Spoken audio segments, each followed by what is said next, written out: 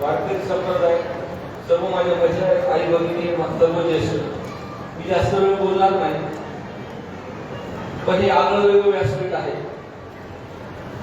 महाराज हे एक असं व्यासपीठ आहे की या एकमेव व्यासपीठावरती सर्व समाजातील सर्व राजकीय ज्यांचं कधी एकमेकांचं तोंड बघत नाही पण आज कितीतरी हेवे जावे असले तरी या व्यासपीठाचा चमत्कार वेगळा आहे. आम्ही दिवसातून खूप प्रवास करतो, कार्यक्रमाला येतो, राजकीय व्यासपीठ अक्षरशः आपण दुपारी 1-2 कार्यक्रम चालू करा, सांगा ना प्लीज. नमस्कार.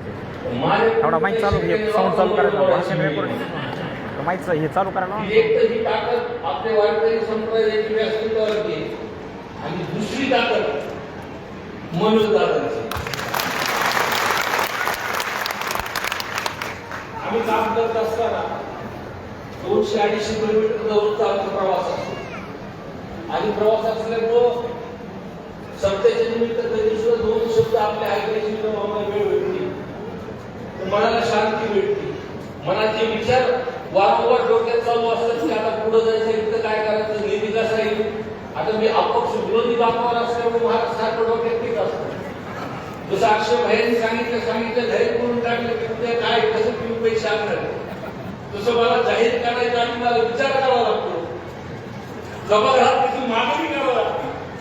पण माझ्या राजकीय सामाजिक ह्याच्या पुढाला माझी भूमिका एकदम ठाम असते आणि याच भूमिकेवरती आपले आशीर्वाद होऊन आपल्या परिसरात घेऊन जाऊन आमदार केले आणि पुढील काळामध्ये आपण जे पण महाराज आपण सांगतात, आपण आशीर्वाद देतात, त्याच